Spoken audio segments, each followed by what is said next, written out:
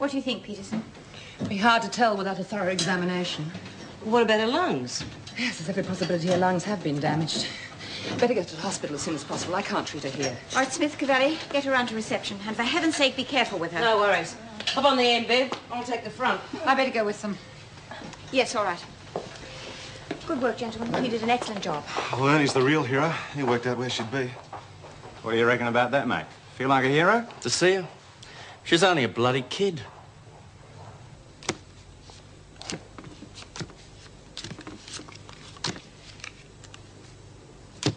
Snap! Poor little bugger. What with Sandy telling her not to tell her plans to anyone and us telling her just the opposite, I don't suppose she knew whether she was Arthur or Martha between the lot of us. Yeah. Well, I still should have woken up to her, though. Gee, I feel rotten. It wasn't your fault, love. Bea, how is she? Is she going to be all right? Yeah, I think so, love. She was unconscious when we put her in the ambulance, but the doc here says not a lot to worry about. Still, it's hard to tell, right, Doc? Yes, but I don't think she's too bad. Oh, Bea, I was so worried. You're not going to be too hard on her, are you? Well, what say we reduce the sentence to a good talking to? Yeah. Yeah, right. Of course you've had a hard day. So have I. What better excuse to go out for dinner? Right now, you really don't know very much about women, do you? Explain yourself, Conway. You're talking to a veteran, remember? You will look at me. What?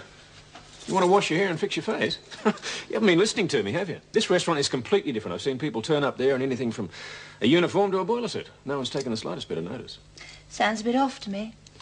The best steaks in town and a beautiful view of the river. Now, come on, stop messing about. Get your bag.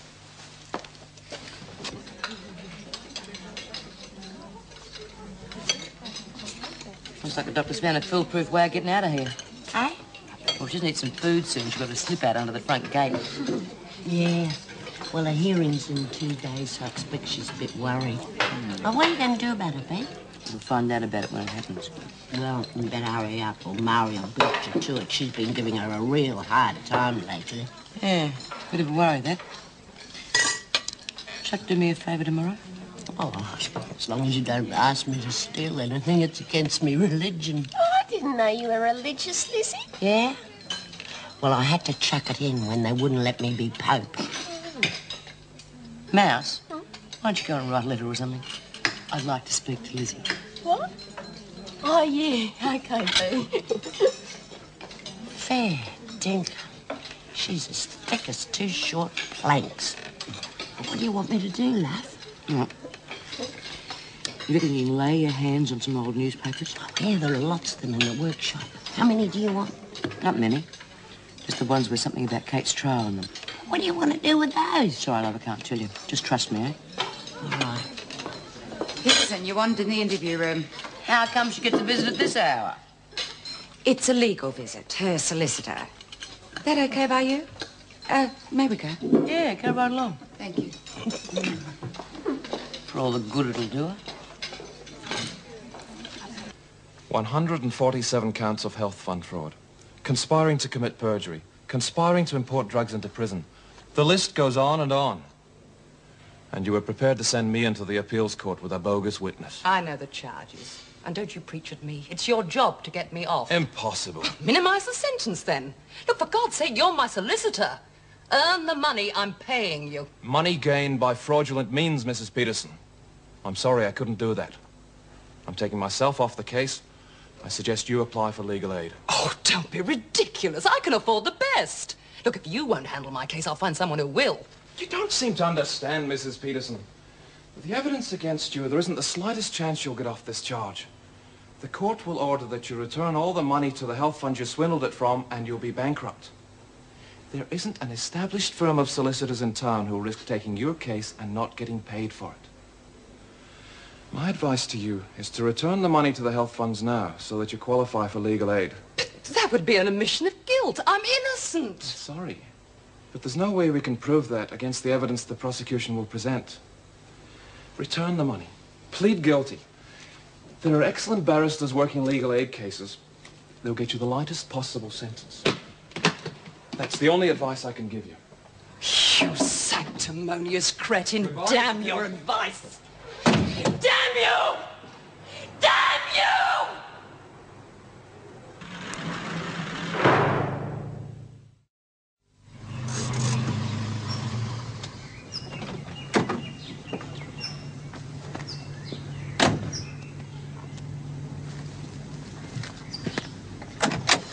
Come on. Can't be late. I've got a book till 5:30. Where's the restaurant? This is it. Like I said, the best steaks in town and the beautiful view of the river. Grab these. I tell you what, I'll even put the money in the barbecue. You can pay the waiter. You're mad, do you know that? You think so? I thought I was being reasonably clever. I had something important to tell you, and I thought that this was the perfect setting to do it. Only trouble is, now that I've finally got you here, I don't quite know where to start.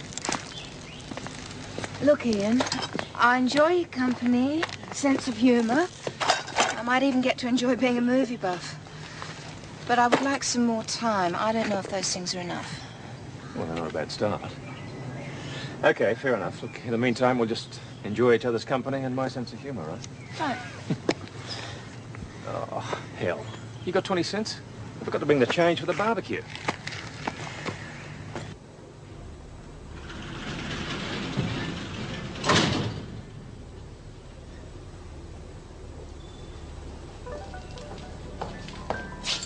I heard about your visitor, Peterson. Do you want to finish dinner at the second sitting?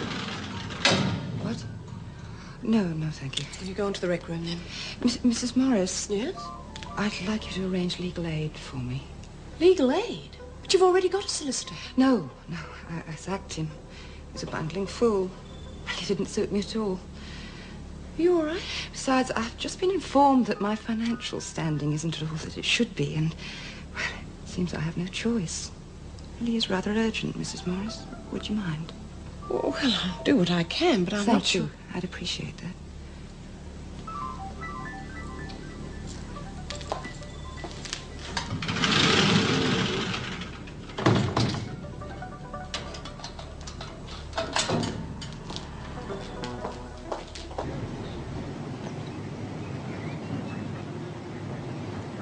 Yeah, it was pretty nice. He was saying that the only help that Susie could expect would be to be locked up by someone whose job was just that. Typical B statement. Well, all the same, it's a bit sad, isn't it?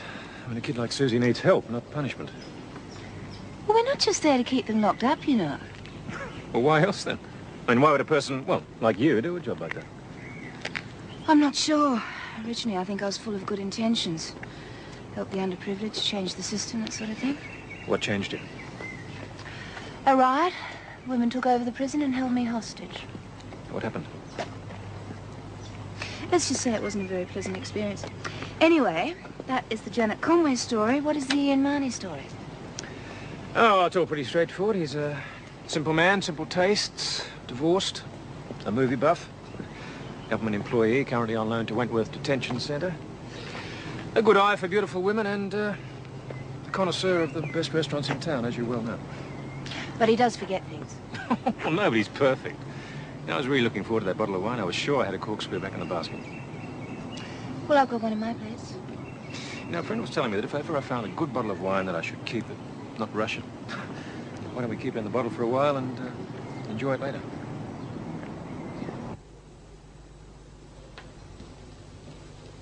Coming in, Smith. My, Mr. Faulkner, what will the neighbours say? I'll think of something. You got a minute? You must be joking. What's up? Sandy. Yeah, I can imagine. What have the cops come up with? This between you and me? Strictly. They've almost stopped looking for her. They think that she's out there somewhere and that sooner or later she's bound to make a mistake and show herself. But you don't agree with that? I can't. I keep remembering that message you asked me to give her. Be careful of her friend. Good memory.